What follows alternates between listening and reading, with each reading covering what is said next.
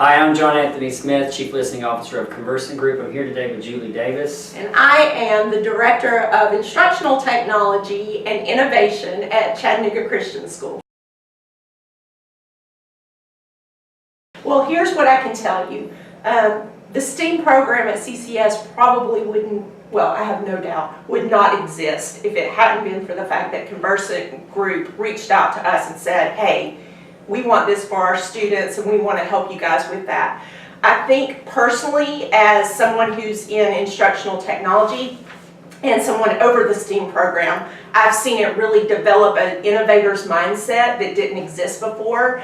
And by adding the A in STEAM, it's not all left-brained. We're also hitting that right brain. And I'm watching a creativity in students in terms of science, technology, engineering, and math that didn't come naturally before. And that's pretty exciting to see. Awesome. Well, I know that CCS is obviously underway in a pretty significant construction that's affecting the lower school. How did the STEAM program that we worked on together affect that? Yeah, so our new building, the Nancy B. McClellan building, which hopefully we will be in August, has a very large STEAM lab in it.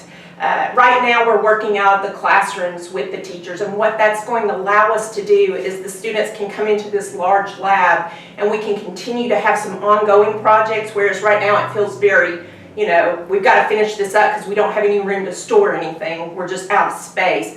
So my goal and my hope is that we can do more project-based learning type endeavors and some projects that can just be even all year through.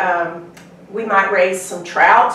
We might do some hydroponics. We've got a lot of really cool ideas that we would have never been able to do, but because of the STEAM lab being a part of this, we'll now be able to do it.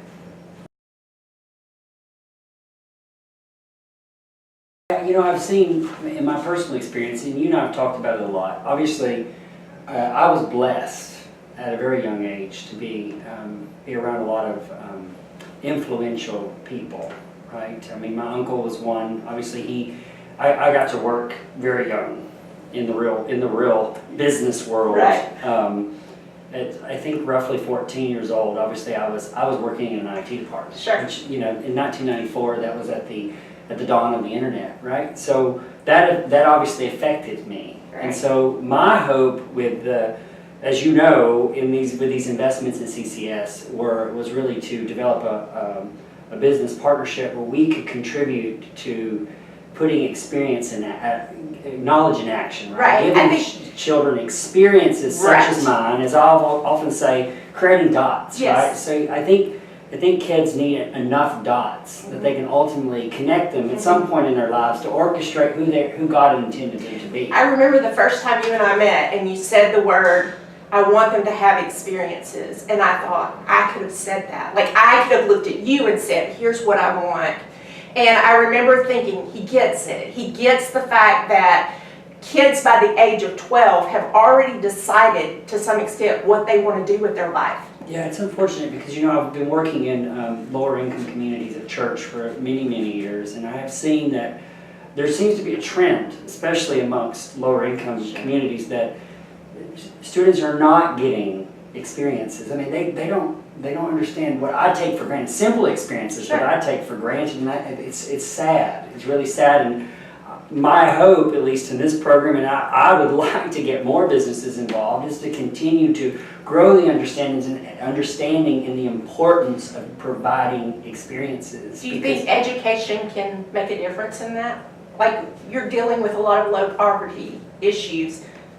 Do you think that that's the answer? Oh, education will certainly change the world. Sure. I mean, I think if you look at history has proven that education I mean, birth defects decrease. Right. I mean, poverty decreases. Education reverts all the problems and all the major problems of society. Mm-hmm. I mean, absolutely. The punchline is yes, that education is critical. One of my favorite quotes that I say often when I'm dealing with education, and I tend to look at education a little differently than the way a lot of people do, and not the way I was necessarily educated. I enjoyed school, But I know that there are kids out there that don't necessarily enjoy school. And so I think we're in a time and a place where we can do school differently, thanks to a lot of things, including technology.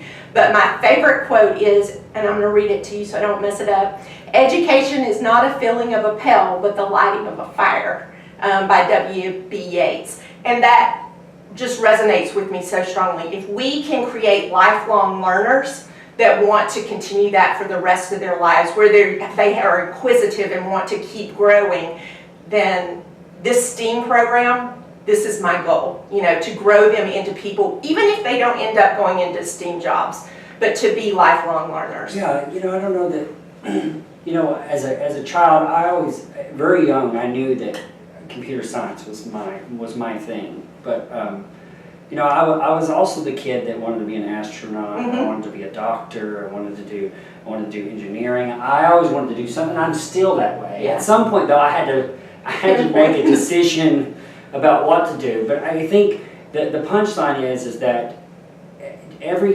individual has a unique purpose. And if they are not given those educational experiences, they may never find it. And what a tragedy it would be to live your whole life and never find your purpose. Sure.